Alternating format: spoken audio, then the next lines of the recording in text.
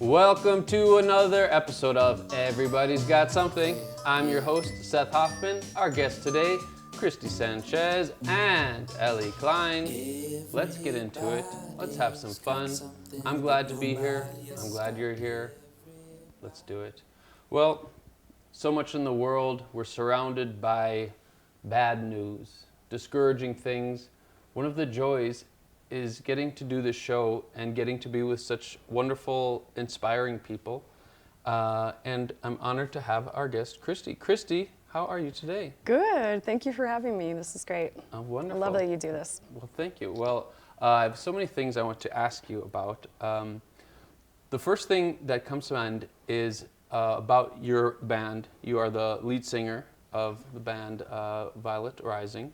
That's correct. Is this something that you had always wanted to dreamed of doing? Because I knew you years ago before I had left town, and I knew you did so many things, but can you just tell me the origin? How did this come to be? Well, I've always played music in various forms. I was in band in middle school and played violin in a little girls' mariachi group and did it in various forms, but never had my own band. Yeah. So during COVID, I know a lot of people, were starting up. It's a transformative time. Yeah, it was a very transformative time for sure. And one day, I had a friend. I called him to play music, and he said, just book a gig and then call me. Wait, was this before you had even discussed about having a band? Discussed about having a band, it's and like, he basically get the gig was set like, and the rest he will goes, come get the together." gig set, and then I'll come, and then call me. And it just made me think, that I got to get stuff moving. Okay. I really wanted to get stuff moving, so I actually put down. There's this term, shrinking violet, to be a shrinking violet. I don't know if you've heard that, but.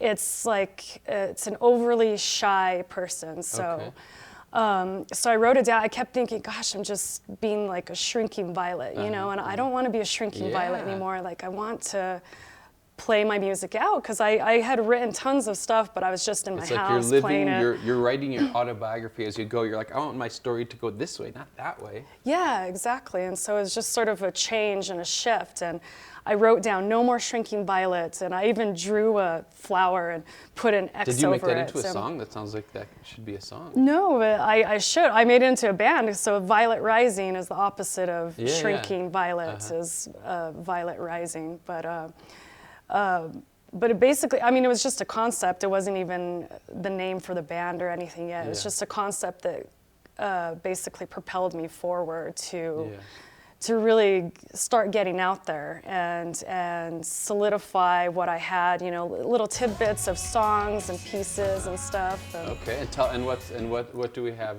What do we have here? So this is I think recording our second song, I believe, or third song in the studio. We go to Rio Grande Studios, and so this is me singing part of the song, and I put the music on top of it, but it's just such a cool experience to get into the studio and just really make it real. It's like once it's there, once we're there and it's recorded and done. You're creating something eternal that's bigger than your own self. Yeah, and it felt like actually, I don't even know if anyone's gonna like the music, but it just felt like actually taking that step felt like my contribution, felt like doing something that I needed and wanted and should be doing with myself. Yes, and I know we had talked earlier, I think we share this idea that kind of everything that happens in our life and the different paths we take and people we meet, conversations we have lead us to where we need to be. Oh yeah, for sure. So what are some of the things, if you think back to some of the chapters of your life, characters in the movie of your existence, some of the things that maybe led up to this position of being the lead singer, and you write I write, songs? And now we're writing all together. Like it's collaborative now, but doing songwriting, fronting a band. What can you think of different people and events that have kind of contributed to where you are? Yeah, gosh, I guess there's a lot of those. But mainly, so my brother, his name is Keith Sánchez. I don't know if you know him. Of course, he's a local celebrity. He is, yes. And I mean, he's one of my What's up, Keith, idols. Yes. For sure.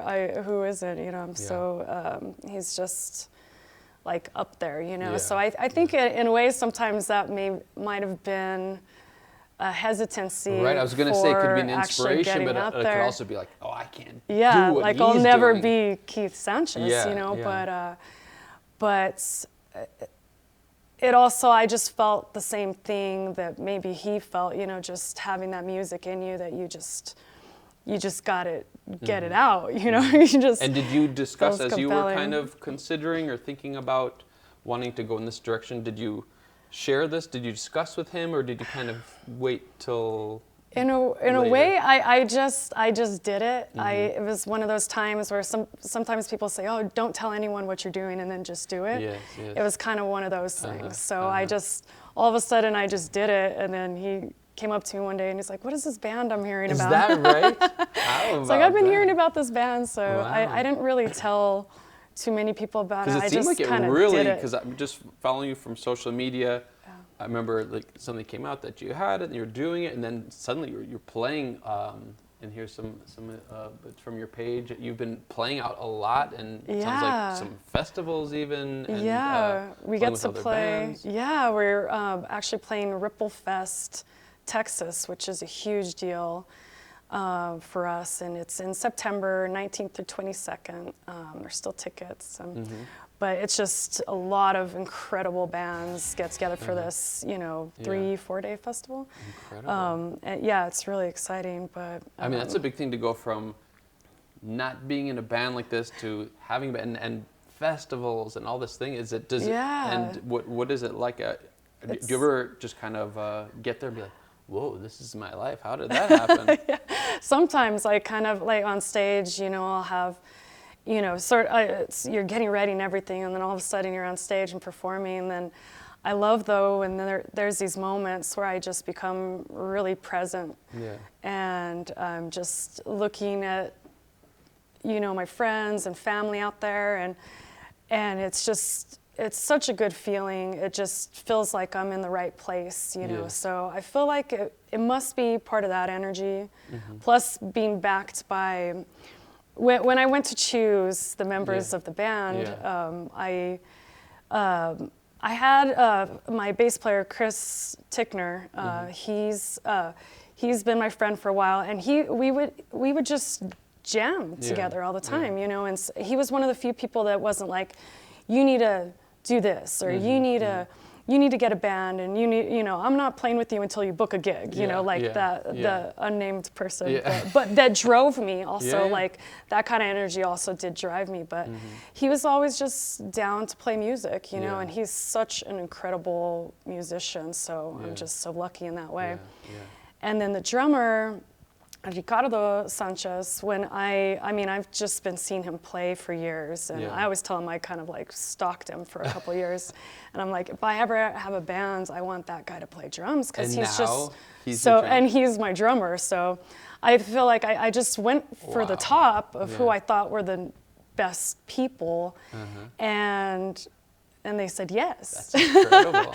So I feel like it's some luck, you know. And I'm sure they're honored lucky. to be playing with you too. It sounds like it's a special group of people who have aligned at the right time. Yeah, it really feels that way, you know. It feels pretty special, and the way we communicate and now writing songs together has to be one of the most incredible experiences to be able to do. Is you know, I came to the band and I'm like, here's some songs, you know, I have some songs already prepared, but then they got modified and changed with all this, you know, and never was it really like, I mean, sometimes I have something that's so set in stone, you know, no, it's got to be this way, it's got to, you know, switch here, but I just felt so open to the dynamic of collaborating. I wanted that so bad, you know, and being so isolated during that period of time before Sure, I started it. You know, it's sure. just after that I was just like, Just I just from the want to beginning, collaborate. you exude just an excitement and joy for what you're doing, which is Yeah. one of the reasons I was so excited, because many people are in bands and this and that, but there's just something about the glow you have that I think everyone can feel, which is one of the reasons people I think are drawn to your music and to you, just because you're not just doing, you really seem like, I'm so glad to be doing this. And, I'm just so excited. I've done a few careers and jobs, and now they all just feel like jobs, you know, Yes. compared to this. Yes. And there's just nothing else I'd rather be doing. So Yes. it's pretty exciting like that. Well, I like to, something else, you know, I'm trying to think, you know, when people hear a band or they hear someone and they think, oh, okay, this is just this song, but a lot of times it's like when there's a cake, all the ingredients and all the things that led up to this. And for a musician, a songwriter, it's really your whole life, I think, and all your life experiences and all the people you meet are all part of who you are and what you're putting out there. A lot of people, I'm guessing, don't know that you have a pretty exciting, interesting story as far as where you've been. I wonder if you could just tell us a little bit about some of your life adventures and where you've been, where you've lived. Yeah, well, I was born here in New Mexico, but shortly after, my dad got a job in Central America. So myself and Keith, also included, and my other brother Todd, who's also a musician, they played together. Keith and Todd played a bit together in a band called Stoic Frame, which was also a huge inspiration for me. And so, but we all, so that was 1st through 5th grade, and it was during the Civil War, which I feel like that had a lot to do with it. Some of my songs do have a political content, and that really probably stemmed from that, and also my brother's influence, but that experience just growing up in this war-torn country, you know, it's it just makes you more aware, and seeing it so firsthand and being so close to something like that, and at such formative years, I feel like definitely had an influence on myself. And I lived in California also, graduated high school out there. And your moved whole family out there. was out there as well? My family moved out. By that time, I think my brothers were, they were already out of the house. Okay. But they ended up moving out to California, and then Stoic Frame had a little time out in California while I was living there in high school, and I was there for quite a while. But I feel like that was also kind of a chunk of time that was just a different experience for me.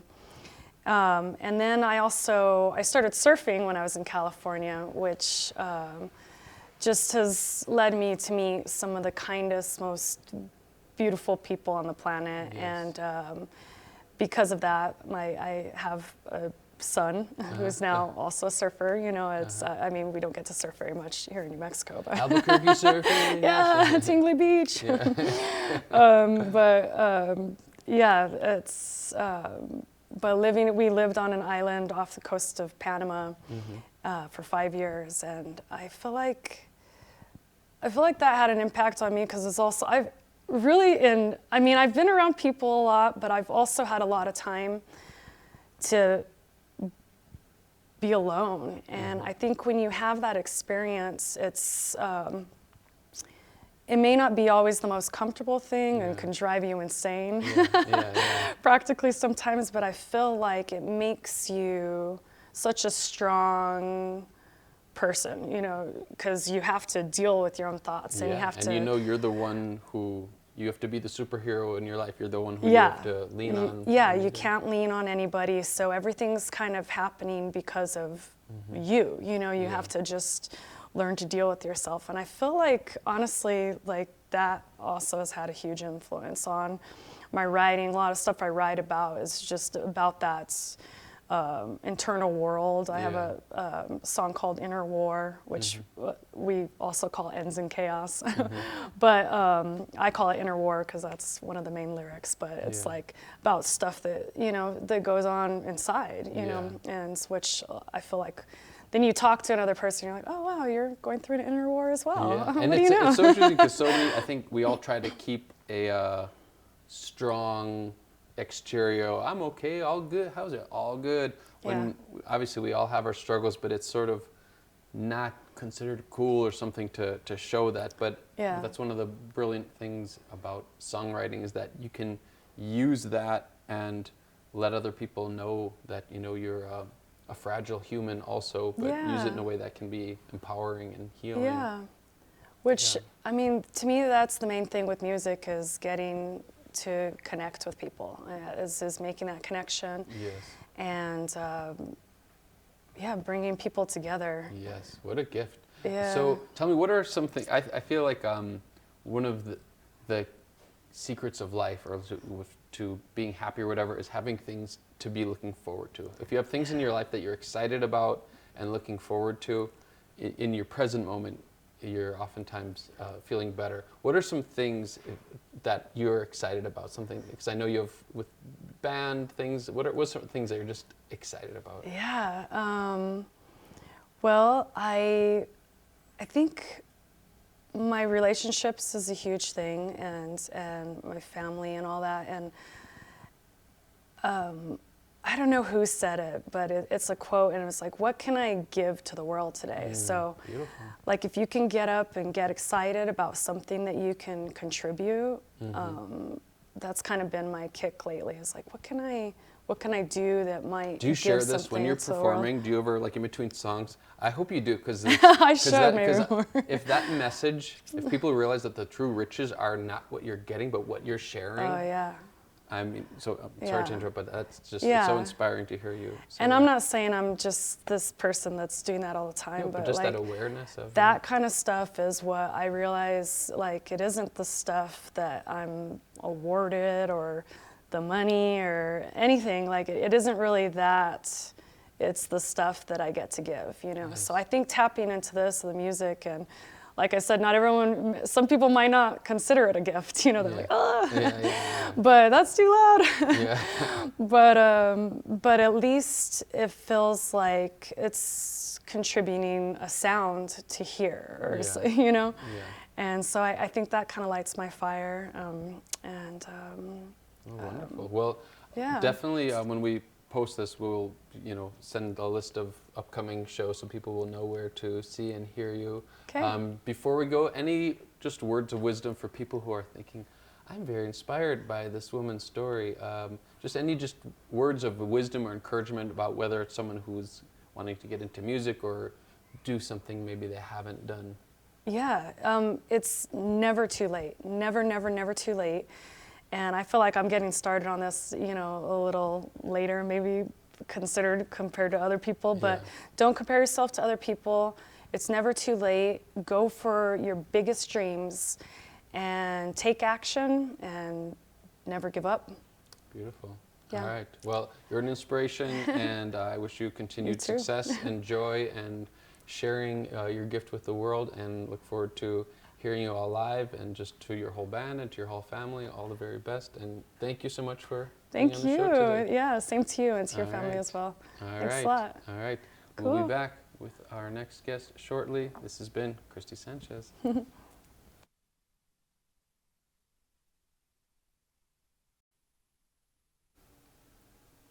Hi, welcome. Today I'm going to be offering you a qigong practice that you can do at home together with us. Qigong is an ancient art of self-healing based on Chinese medicine, 5 elemental theory, and the theories of yin and yang. To have a basic qigong practice, I encourage people you should have 4 elements.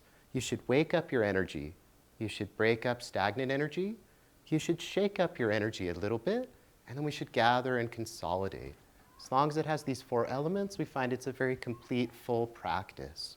I encourage people, when you do practice, be comfortable, so no pain in your body. If anything needs to be done a special way for yourself, give yourself that permission. Be connected, feeling of the body being connected from the ground all the way through the hands. And then be joyful. Try to have some fun while we practice today. We're going to do a very basic tapping and brushing exercise. You can do this every day. It really boosts your energy, strengthens the immune system, detoxifies the body, and lifts the spirit. To begin here, you're going to rub your palms together and tap your feet on the floor. This wakes up the energy. You've probably done this on a night when you're cold outside. You want to get a little bit more warmth going. And once you do get some warmth between your palms, open your hands, take a breath from between them like this. And like washing your face, brushing over your head as you breathe out and down your body. 3 times. We call this the energy reset. If you ever feel stressed or tired, if you just need to feel a little bit different and you have 5 seconds, try this. All the acupuncture meridians start or stop at the fingers or toes. And so here it activates all 12 meridians. Deep breath in. And washing the face. One more time.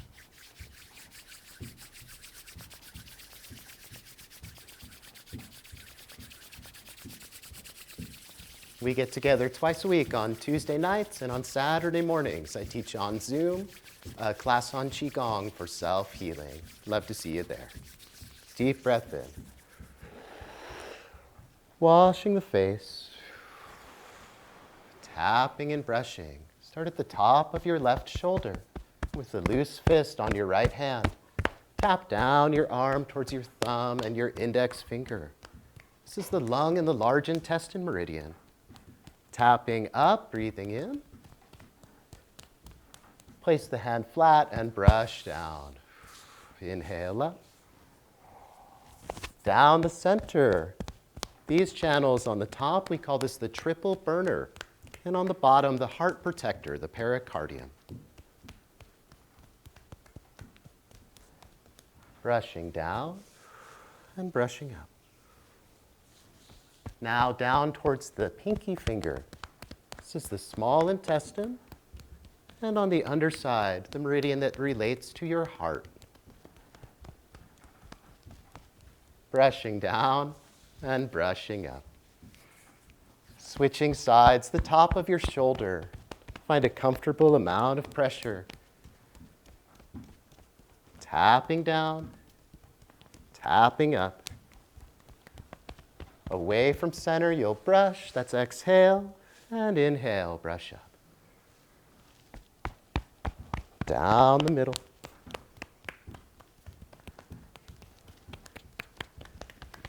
And exhaling down. Down towards the pinky finger.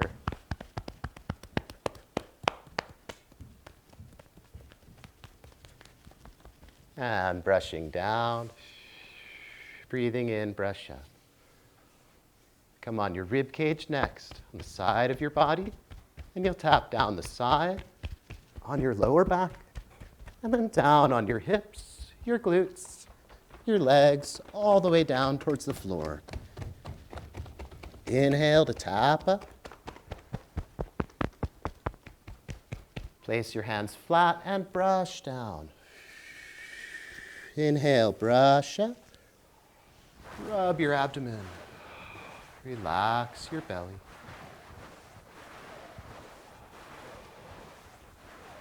In qigong, to treat any one of the elements will move in a certain direction. And today I will teach you a motion that contains all 5 elemental motions. It's the #1 exercise for anxiety and depression. We call the blooming lotus. Turn your back foot out to 30 degrees. Step your front foot forward and bring your hands to your heart in a prayer position. Inhale. As you exhale, bring your elbows together. Pull them apart now. Make a triangle over your head, touching your thumb and your index finger. Sit back, exhale. Inhale up. And out to the side.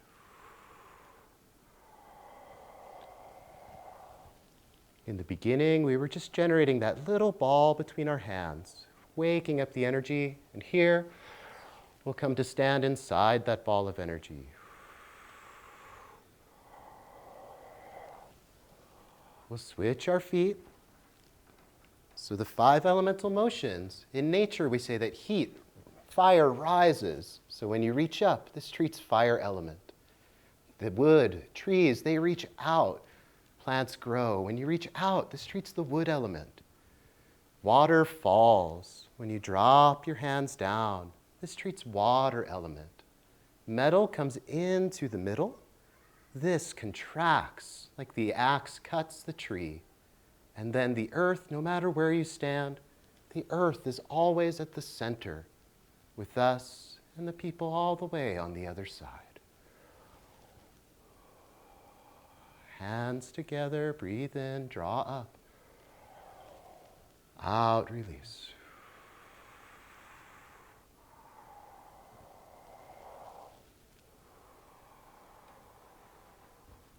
Thank you, everybody. A simple home practice that you could take home with you. Join us for class on Tuesdays and Saturdays. Thank you. I feel like I just had a massage. Ah, you just gave yourself a full body massage in 5 minutes or less. Beautiful. Wow. Thank you. Thank you. So good. Thank you.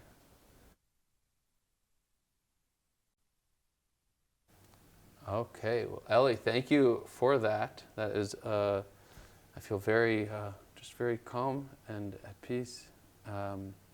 It's a pleasure to get to sit down and talk with you. I am just so interested to hear the evolution of your story, the places you've been, the things you've been doing, the creation that you've made happen. So first off, I don't know, maybe you can just give us a little story about how did you end up to where you are doing these things? Thank you so much, Seth. It's such a pleasure to be here. Thanks for having me on. My honor, yes, of course. Thank you. I think it really started with the desire to want to nourish people, connect people to the earth, to each other, and to find a way that we could have a way towards peace. Originally, it was in the form of baking bread. I was a bread baker, and I thought everybody needs bread. It's something that we all need nourishment. It's a place where people come together. It's a traditional craft from the old world, and such an important thing. And but from baking, I realized, well, maybe there's more than bread that people might need in this world. And I got into agriculture. I've been in organic agriculture now for about 15 years. And also started studying Tai Chi, qigong, Chinese medicine, and Indian music. And eventually I found that the farm and the healing arts really fit together and were one and the same. And so I could bring all of these different things I was doing together under the farm.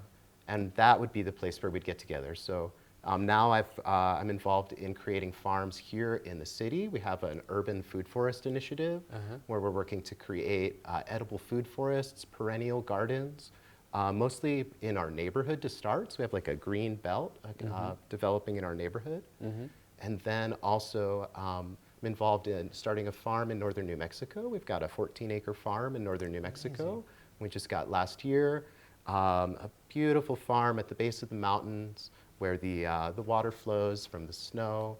We flood irrigate our fields using a traditional acequia. So man-made canals dug at least 500 years ago that bring water from the mountain through our farm and down our field. And are you part of like a team? I mean, is it like how did this vision come to have, oh, this would be cool to now it's become a reality? How, well, as far as finding the space and the people you're working with?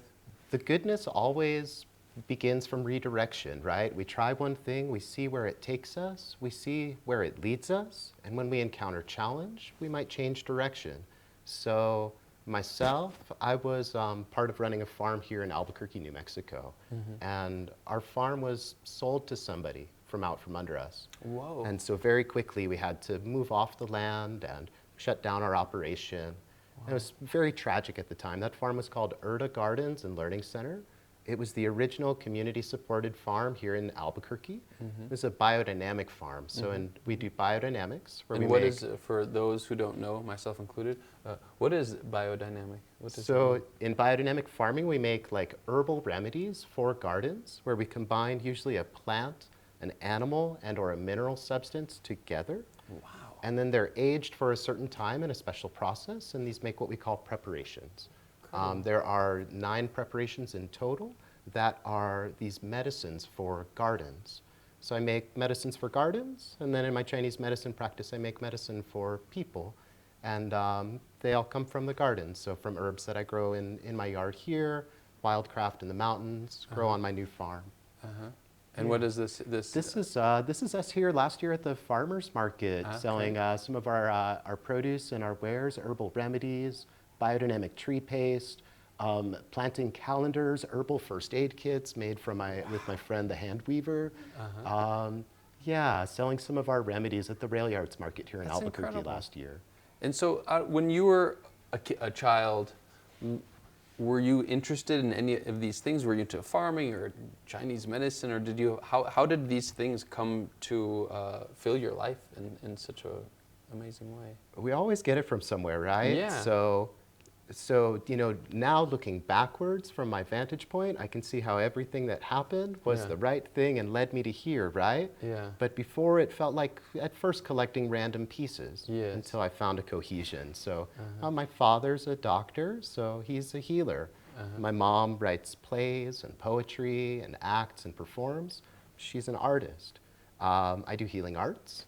And then my grandparents, they're big-time gardeners, homesteader. My grandma's got, you know, her whole freezer stocked full of food, you know, to make it through the winter, and grows a big garden. And those early mornings of picking raspberries when I'm 5 years old in her backyard.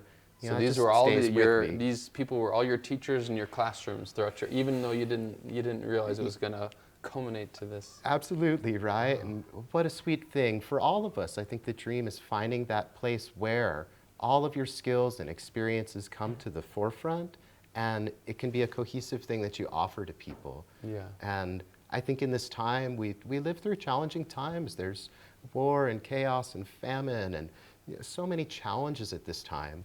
And to me, farming, regenerative farming and natural healing are a solution that encompasses everything we need. Yeah. It brings people together. It provides nourishment for people. By farming, we're undoing the illusion of scarcity that people hold in their mind. Yeah. Our society is based on scarcity, on people not having what they need. But if we plant a tree, if we grow food, if we produce medicine from our gardens, we are empowering people to have the things they need, and we are really turning back this the course that we see ourselves on right now, which seems to be leading us to such dark things. Yes, So yes. in farms and healing arts, I see hope and beauty, and I see a future for us. Incredible. And they say like our life and so much is what we give the most attention to, and some of us give all the attention to dark, disturbing things on the screen, or you can give the attention to creating, growing, building community, growing food, creating hope. And it's so necessary because we all deal with despair at times. But I walk out in my gardens, I spend time by the waters on my land, I experience the goodness of the animals, the purity of their hearts. Amazing. And it's just such good medicine. Can you tell me a little, I know, so northern New Mexico, but then also much farther from here. Tell us a bit about that. So I'm involved in farms in Albuquerque, in Taos County, a place called Llano San Juan, northern New Mexico, and in Costa Rica. And how did, because I remember when I first heard, I'm like, how now, it just was so exciting to hear now what things led up to this? So I always knew that I wanted to have a farm in the tropics because I'm very interested in agriculture, and there's no better place to learn it than where things grow so abundantly and so vibrantly. Yeah. And in our temperate region, right, we have dormant season and active season. So now during the winter times, I'll travel to Costa Rica, and I'll spend time with a friend of mine who's beginning a farm there. And so you had a friend who was already there who you kind of went and... He made the move right around the time that I met him. And with great excitement, it's something I've been invited in to participate in. And we'll grow different things, we'll exchange through the different regions. And actually the long-term vision involves creating these regenerative farms and education centers around the country and around the world that are linked together. Here's our farm in Costa Rica. Wow. And so we'll be able to have students. We want to teach farmers, young aspiring farmers how to farm. Yeah. They can learn in different climate regions, in different zones, in different teams. We'll also host events, retreats, workshops, things of this nature, focused on healing arts. And just when you think of all the things farming. that go into that, working as a team working with nature, working with the elements, problem solving, just seems like in addition to what's actually grown, that the farmer grows as much as the plants grow. All business ventures are really spiritual ventures, right? We are here to repair the world, and our business activities need to be a part of that, right? We need to have economic policies that are in line with our long-term goals for improving the world.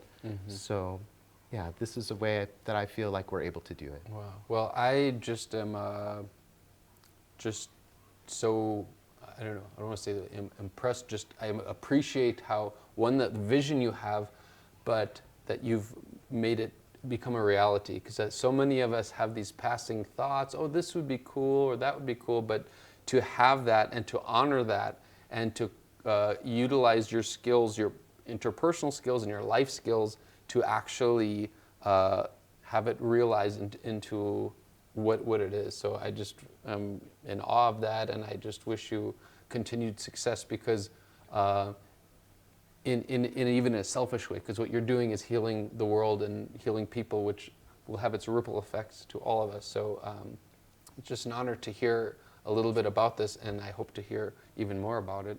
And you, I understand, are going to do some music, a special song. I'll share some music for peace and healing, for abundance for all people. Sometimes I'll play this at my clinic here in Albuquerque. So I run a community acupuncture clinic here in Albuquerque twice a week. It's a walk-in, low-cost sliding scale service. Receive natural medicine treatment in a small group setting. And then we have private acupuncture sessions. And then up north by the farm, we have a healing arts center there called the Carnelian Center. And I'm also beginning to offer my community acupuncture there, private sessions, qigong like we did today also. So amazing. Well, yeah. I consider you a modern day superhero with your skills, which some of them God planted into you, but you have worked hard and really developed them in a pretty inspiring way. So, what a sweet reunion, Seth. What a beautiful program you offer here, bringing people to share their inspiration and an opportunity to share my message here with the community. Well, thank you, and we'll post links so people can learn more and connect with you. I'm sure a lot of people are just going to have their mind and spirit opened. Mine is already continuing. So thank you so much, and let's hear a song. Thank you so much, Seth. All right.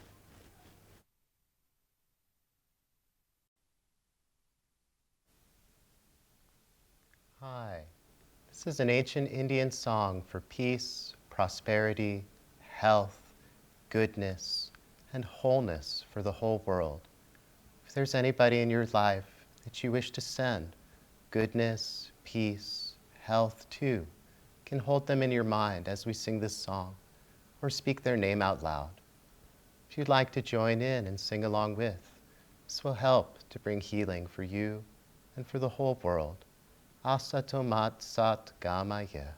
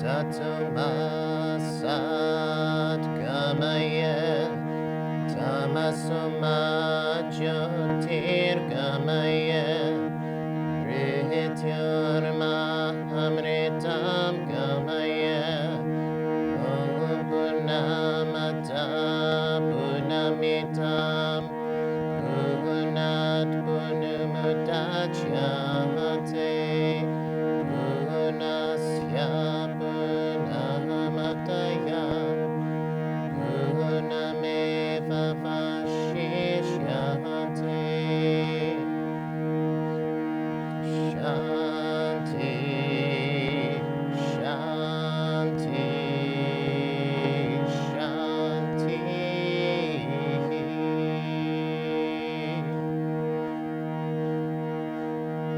Peace,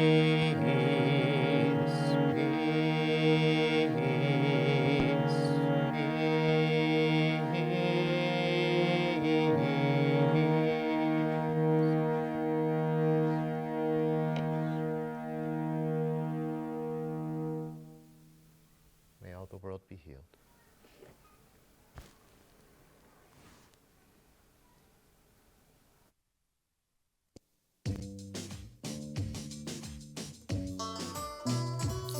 Yeah.